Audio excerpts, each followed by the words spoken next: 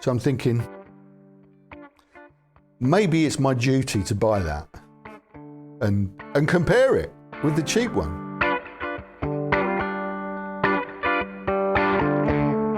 Once that little devil's on your shoulder, giving you all the reasons why you should buy it, you buy it.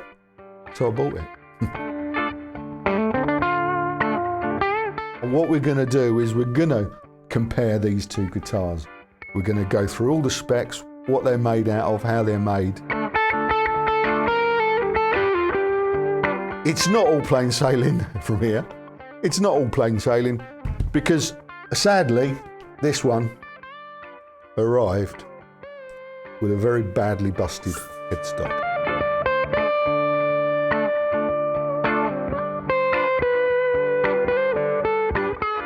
I'm not sure how sensible that was. Look how loose that is.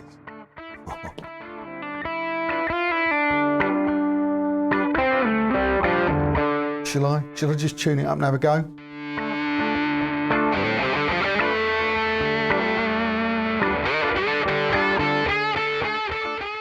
Hello, thanks for joining us. Welcome to the Guitaristas. This week we're going to carry on with the Epiphone Flying V comparison. If you saw last week, we unboxed these two here.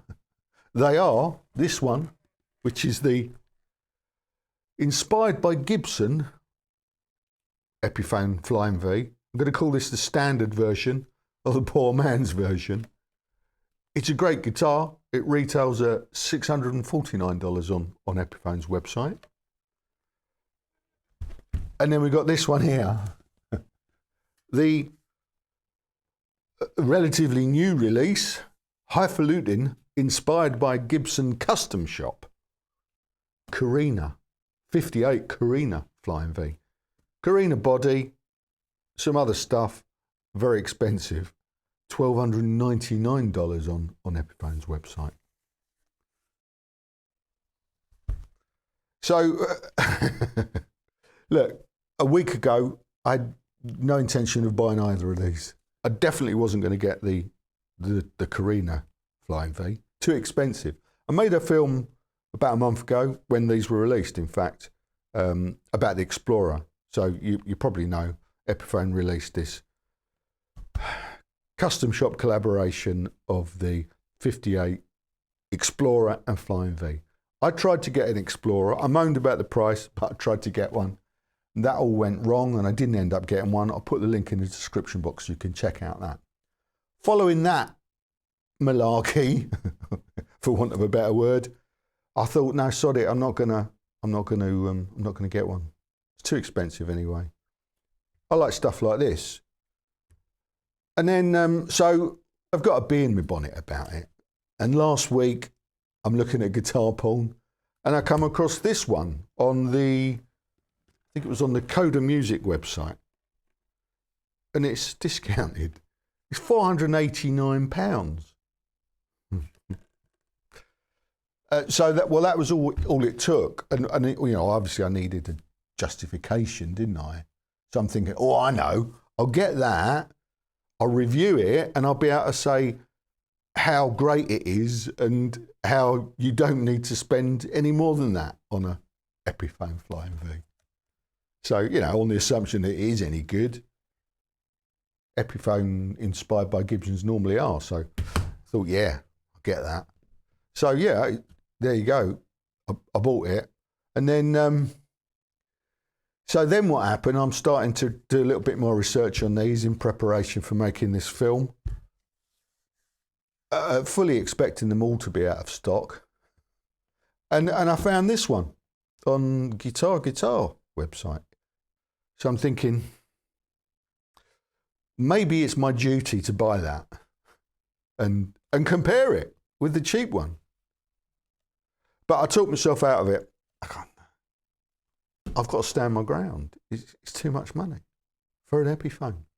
I've got to stand my ground. So I didn't buy it that day.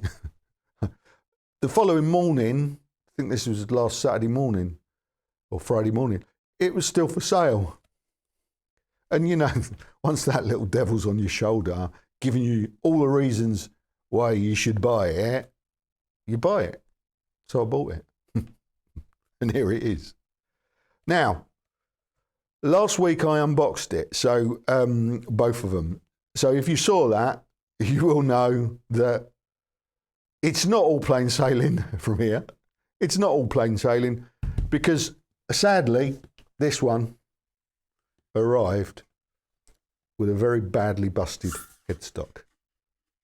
Now I'll drop in a couple of close-ups now so you can see, but it's, as far as I can tell, unplayable.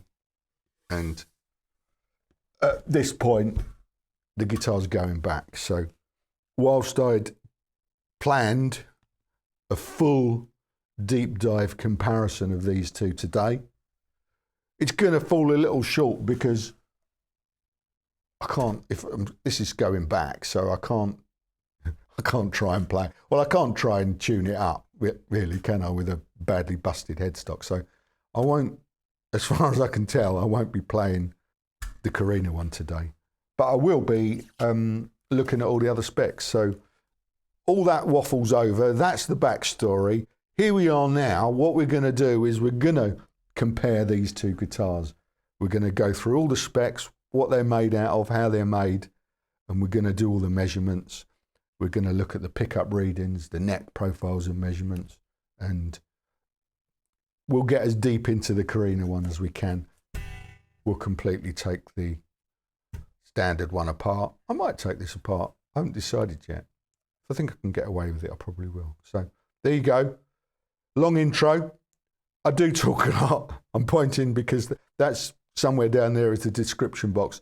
And that's where you will find all the timestamps, so you can skip forward. You don't have to listen to me bang on about stuff you're not interested in. Skip forward to what you think the interesting parts are. How, well, at least how the black one sounds today. Okay? There you go. Let's get stuck in. Let's stop talking and get on with it. At first glance, they both look the same. Different colours, obviously, but they're both based very closely on the original 1958 Flying V. This is the design with the string-through body. Illustrate this as I'm talking. String-through body and this plate, tail plate. This one is made from Korina, which was what they made the original ones from, which is a very lightweight wood. It's called, the Americans call it white limber or limber. White limber, I think, because it's the light coloured one.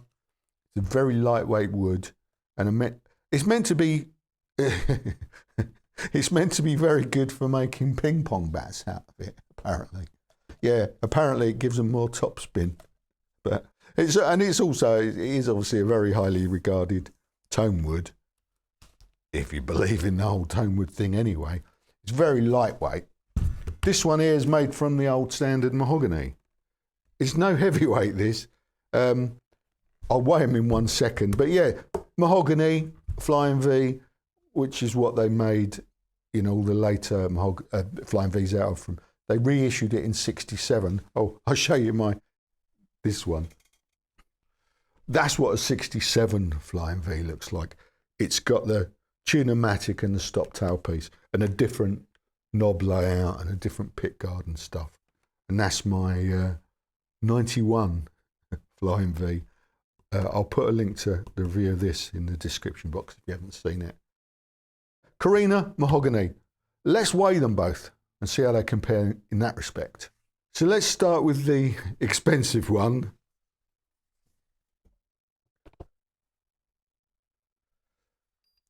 £6, 3 ounces. 2.82 kilos. So that's a lovely weight for a guitar, isn't it? And the affordable one, it's no heavyweight, is it? It's £6, 13 ounces. 3.10 kilos.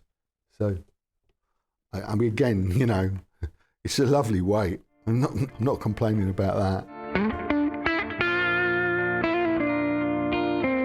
Now, I wasn't planning to take the strings off the Korina one because it's going back, but, you know, it'd be silly not to just loosen them a little bit, wouldn't it?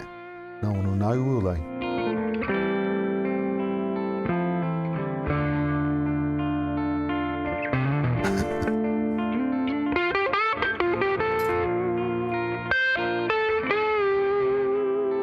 I'm not sure how sensible that was. Look how loose that is.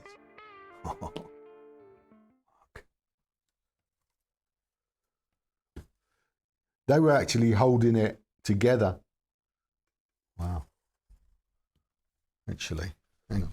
I'm just going to put a capo on it to try and stop it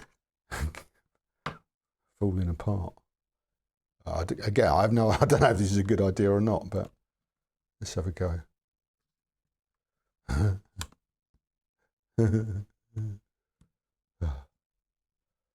Here we go. I might have to buy it if I fuck it up. I know. Here you go. Fixed it. Here we are. I think we can work with this. I'll drop in some B-roll of both as I'm going to make it easier, so I don't have to keep throwing the guitars around quite so much. But first thing, let me get my pointer. So they both got Indian laurel fingerboards, these. A lot of people were complaining that they maybe could have gone the extra mile on the expensive one and added rosewood. But no, Indian laurel, so there's no difference there. As far as I can see, the frets look the same, don't they? The nuts look the same. They'll be the normal Graphtec tusk style. Epiphone nuts are always nice, nicely cut. Let's have a look at the neck profiles and measurements side by side. According to my measurements, the standard one, it seems a little bit wider up at the nut and at the 12th fret. The depth at the 1st and the 12th, the Korina is a little bit fatter. The other thing about this expensive version, it's kind of got a flat spot. It's flat, kind of got a D up until it about there, about the 4th fret when it rounds out. I will try and photograph that, but if you might have to take my word for it, you can probably see that in the profile that we've just done. Looking at the tuners on the Korina one here, you've got Epiphone Deluxe tune, obviously gold plated, and the keystone button. They call those keystone buttons, don't they? But there you go, the vintage style, Clusen style Epiphone Deluxe tuners. And I was about to say identical, but obviously, not gold plated on the standard version. And then I just discovered these are Wilkinson Deluxe tuners. What? Look at that. Wilkinson Deluxe tuners on an Epiphone. I'm speechless. I have no idea. Is that a thing? Do they sometimes use Wilkinson Deluxe tuners? If you know of any other Epiphones that you've bought that have got Wilkinson Deluxe tuners, please let me know, because I didn't know that they used Trev Wilkinson stuff. So moving on to the rest of the hardware, not that there's much of it. The standard here's got the normal Epiphone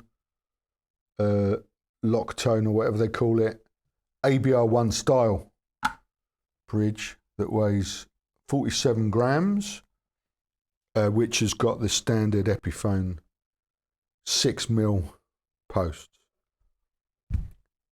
And I mention that because I have noticed that the expensive one has got the Gibson style ABR1 with 4mm posts. You can see that. Yeah, 4mm thumb wheel style. Okay, they go even further. They've replicated the original thumb wheel style, where that thumb wheel moves and the post stays still. The post screwed into the, in this case, a bushing, a metal bushing. In the originals, these posts were screwed directly into the wood. So that's a nice touch. I didn't expect that. This weighs 49 grams, so pretty much the same.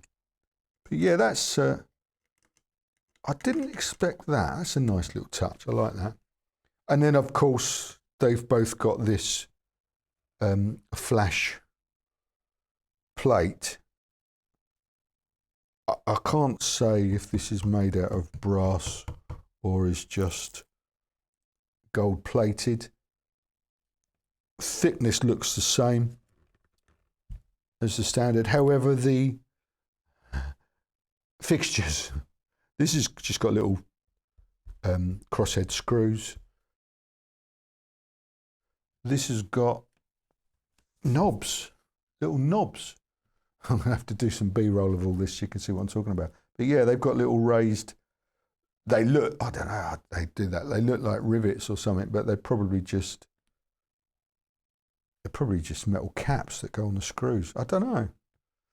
We know that the pickups are different. We'll take the readings in 1 second. Before we do that, I'm just going to point out that the pickup surrounds are also different, or the pickup rings, if you prefer to call them that. Here's a shot of the standard one. And, well, here's a shot of them both side by side. You can see that the expensive one's got the more vintage correct, deeper pickup rings. Cool. Let's take some pickup readings. The standard here's got Epiphone Pro Bucker pickups in. I'm not sure which ones, but we're going to have a look in a minute. We're going to take them out, but let's take the readings first.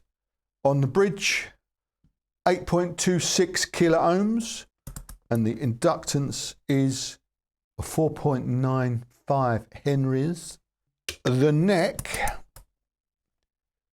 we're reading 7.75k,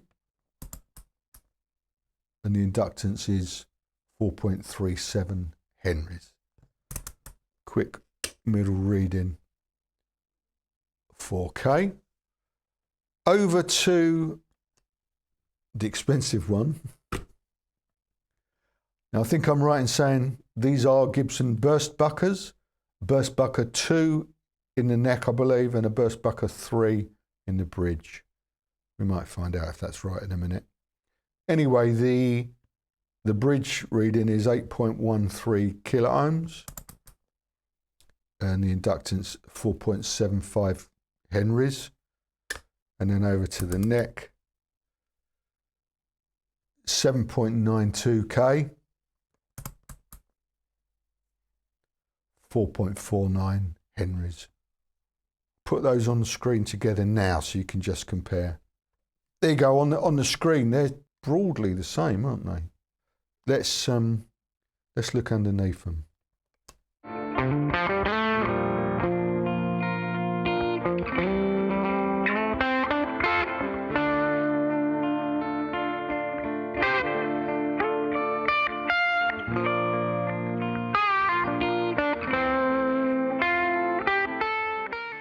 Have a good look at that. CTS pots, I can't flip that anymore, but CTS pots, 500k. Can see that. I can't make out what the cap is, but it's a close-up, so the camera might be able to tell us.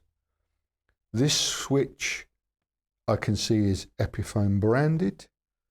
It's got a little bit of shielding under there. Here's the pickup cavities. I can see a neck tenon goes all the way down to there. And apart from that, there's nothing else to see. Apart from the fact that, yeah, it's confirmation. This is a Pro Bucker 2. Nickel humbucker neck. Oh, I think I've got it. Pro Bucker 2 nickel humbucker neck 4.2. I am told that is to do with the wiring. 4 conductor, 2 conductor. Well, anyway, yeah, that's something like that anyway. And on the bridge here, Pro Bucker 3, nickel humbucker bridge 4.2. Because they are Yeah, they are 4 conductor pickups. You can see these have got the plug-in connectors which do wire to the pots, and as you can see they're connected by 2 wires, and then they've got 2 that are joined together under this heat shrink wrap. There you go. That's the standard version. Should we have a peek inside the other one? Silly not to, wouldn't it?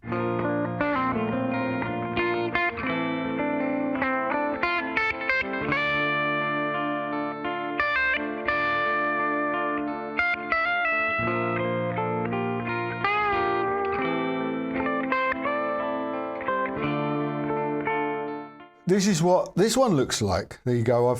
I've had to loosen the jack so I could get enough cable to flip the fingerboard. But you can see it's got CTS 500k pots. It's got a Switchcraft switch, and it's got a Mallory capacitor, which is a 22. And there you go. Burst bucker 2 in the neck, burst bucker 3 in the bridge. On this one, because of the finish, you can see that the neck tenon goes all the way down to there. Probably the same on the standard, but you couldn't see that because of the finish. That's that. I'm going to pop it all back together now before anyone notices. And we should definitely mention the cases. The expensive one comes with this recreation, I believe a recreation of the original 50s one, as you saw last week in the unboxing. It's got a lovely pink lining, and there's nothing in the way of case candy really. Oh, there's a couple of stickers. Oh yeah, some stickers, and that's it. There's no certificate of authenticity or anything like that. And obviously that's included in the price of $1,299.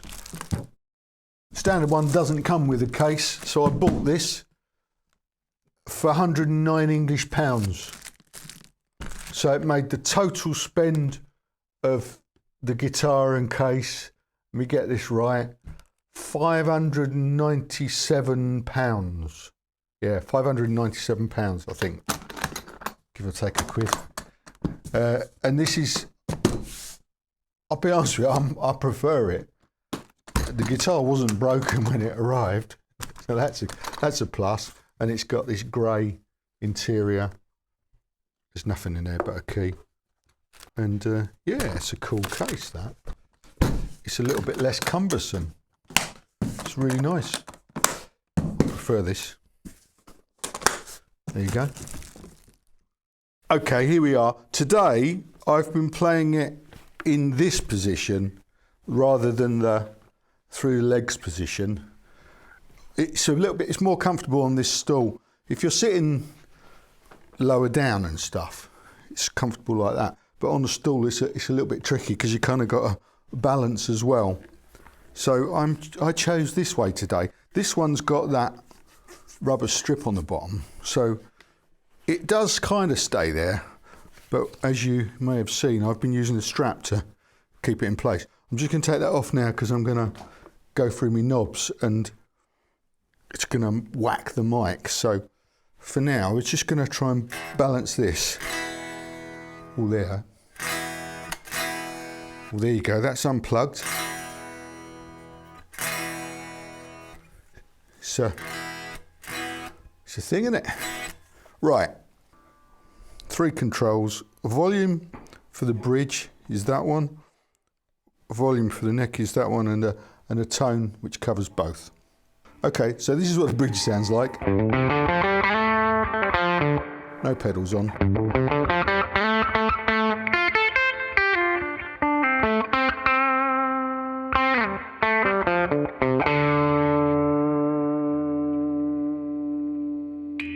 Neck.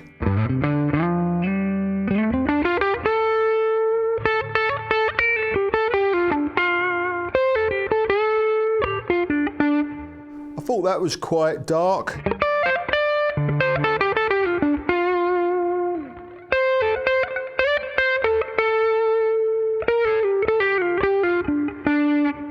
middle position.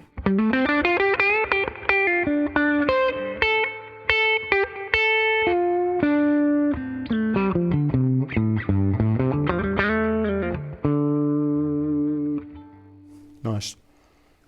Okay, let's go through the volume controls on the bridge.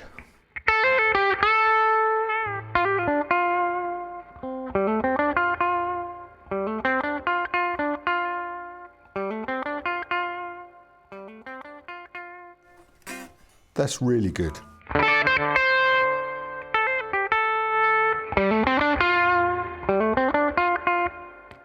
Neck.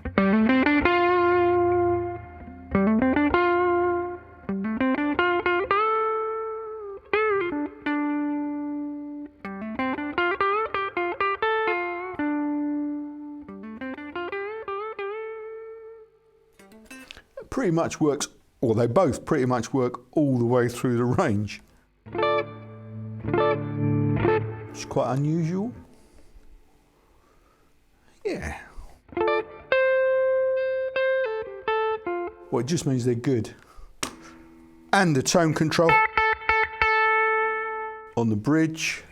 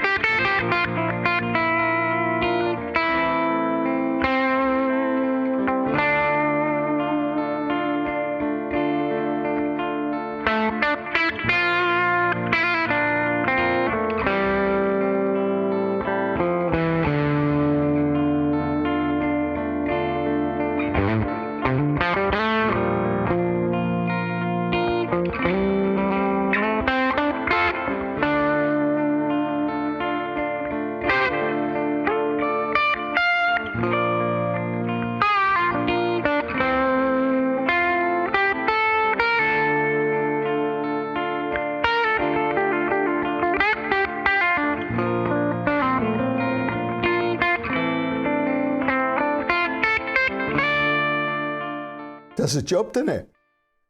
I thought that sounded really good. It's nice to play, and it really did the job. You let me know what you think, of course, in the comments. It's just a shame, really, that we can't actually hear these two side by side today. It's a shame. On paper, the Korina one here, you know, it should sound better, shouldn't it?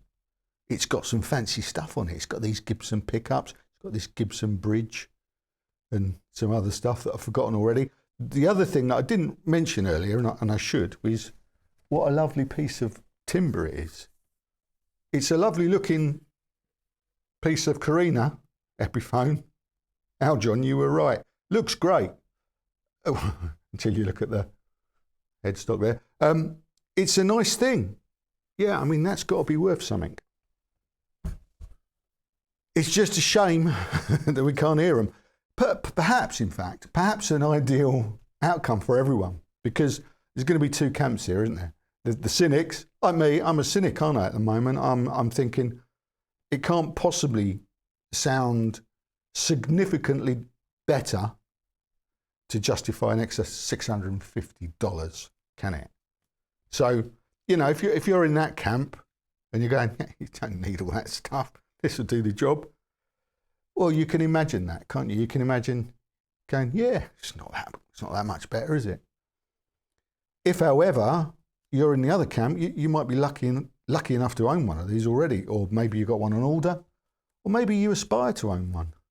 Well, you can imagine how much better it sounds, can't you? So, you know, we all win. It's not really enough, though, is it? It's not enough. We need to hear them. It's just a shame we can't, really, isn't it? Or can we? You think? Okay, so you know what I'm like. Once I get an idea in my head, I can't let it go. And throughout this filming, I've been thinking, yeah, you can't have come this far. Surely we can hear it. I'll be very tempted to just, well, as you can see, I've put the strings back on. It's not fixed. I put the strings back on and I thought, shall I just tune it up and have a go? I resisted the urge to do that because I didn't want to do more damage. And throughout the filming, I'm filming this bit a few days later than all the rest, but I've been negotiating with Guitar, and they agreed, and they were really good about it, actually. They offered to fix it and sell it to me at a discount.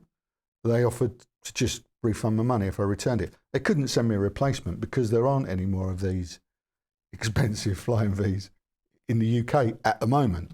So that wouldn't have helped me. So I thought, you know me, I thought, well, it'd be fun to have a go at fixing it, wouldn't it? So I accepted their offer of a discount, and I've still got it, as you can see. And it's still got a broken headstock. So this is the plan. I've been teasing you, haven't I? The plan is, I'm going to try and fix this next week, live with you guys. I'm going to, seriously, and I've never done anything like this before. I mean, my woodworking skills, I did do GCSE woodwork at school, but that seemed to involve attacking each other's work with large chisels more than anything. So I don't think I learned anything there that's going to help me. However, I've been talking to some of the guys on the Guitaristas forum. I've got some advice coming in. So I've got myself some glue. Oh, I've got some different glue as well, because we haven't decided what I'm going to do yet. And I've got some surgical tubing. What's that for, I hear you ask? Well, next week, if you come back next week, you'll find out. Because we're going to fix it. We're going to, you know, it's, as you saw earlier, I'm going to just loosen the strings now. It's in a bit of a state. I think I'm going to be able to do it. And I'm going to take you on the journey with me, because I think it'll be fun, because it's a bit of a disaster. I mean, I know I've had, you know, people that I'm not going to do that anymore. You can see it starts to go already. I don't know if you can see that, but already it's going like that. I'm going to take you through all that next week from beginning to end. Obviously, there'll be we'll let it dry before we string it up. Or hopefully we'll be able to string it up. I don't know. I don't know if it'll work or not, but I'm going to have a go. It'll be fun, won't it? So hopefully next week we'll fix it. We'll put some strings on it, and then we'll compare it with the other one. And we'll be able to hear if this one is worth twice as much as the other one. What could possibly go wrong? Come back next week and find out. Cheers for joining us today. See you next week, I hope. Ta-da.